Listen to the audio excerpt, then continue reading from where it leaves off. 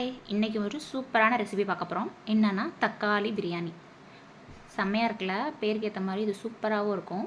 எப்படி பண்ணுறதுன்னு பார்க்கலாமா? ஒரு குக்கர் எடுத்துக்கோங்க. குக்கரில் தேவையான அளவு எண்ணெய் விட்டுக்கோங்க. அப்புறம் கீயும் சேர்த்துக்கோங்க.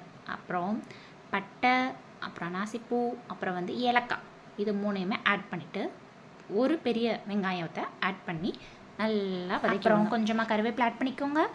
ஒரு மிக்ஸி ஜாரில் 4 பழுத்த தக்காளி இருக்கா, அதை நல்லா அரைச்சி இதில் ஊற்றி வைக்கிறேன். ஏன்னா எங்கள் வீட்டில் தக்காளி முழுசாக இருந்தால் சாப்பிட மாட்டாங்க.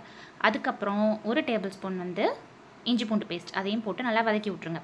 அதுக்கப்புறம் 2 பச்சை மிளகா, அதையும் போட்டு நல்லா மிக்ஸ் பண்ணிடணும். மிக்ஸ் பண்ணக்கப்புறம் கொஞ்சமாக புதினா எடுத்துக்கோங்க. என்கிட்ட புதினா கொஞ்சம் தான் அன்றைக்கி இருந்துச்சு, அதனால் அதை மட்டும் நான் ஆட் பண்ணி நல்லா வதக்கி விட்டுறேன். அப்புறம் இதில் நம்ம மசாலா பவுடர் நான் என்ன போட்டிருக்கேன்னா தனி மிளகாத்தூள் இருக்குல்ல, அது ஒரே ஒரு டீஸ்பூன் தான் ஆட் பண்ணியிருக்கேன். ஏன்னா இந்த சாப்பாடு நான் பாப்பாவுக்கு கொடுக்க போகிறேன், தனியாக எதுவும் இன்றைக்கி ப்ரிப்பேர் பண்ணல. ஸோ ரொம்ப மசாலா போட்டால் அவள் சாப்பிட மாட்டாள். அதனால் ஒரே ஒரு டீஸ்பூன் மட்டும் நான் தனி மிளகாத்தூள் மட்டும் ஆட் பண்ணியிருக்கேன். அப்புறம் 1 டம்ளர் பிரியாணி அரிசி எடுத்திருக்கேன். 1 டம்ளருக்கு 1.5 டம்ளர் தண்ணி ஊற்றினா கரெக்டாக இருக்கும். தண்ணியை ஆட் பண்ணிவிட்டு தேவையான அளவு உப்பையும் போட்டுருங்க. போட்டுட்டு லைட்டாக கொதி வந்ததும் நம்ம பிரியாணி அரிசி எடுத்து வச்சுருக்கோம்ல, அதையும் அதில் ஆட் பண்ணி குக்கரை மூடி வச்சுட்டு ஒரே ஒரு விசில் மட்டும் விடுங்க. செம்ம டேஸ்டியான ஒரு தக்காளி பிரியாணி நமக்கு ரெடி ஆயிரும்.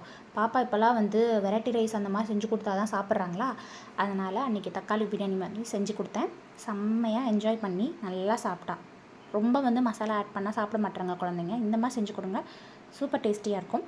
நீங்களும் எப்படி இருக்குன்னு செஞ்சு பார்த்து கமெண்ட் பண்ணுங்கள்.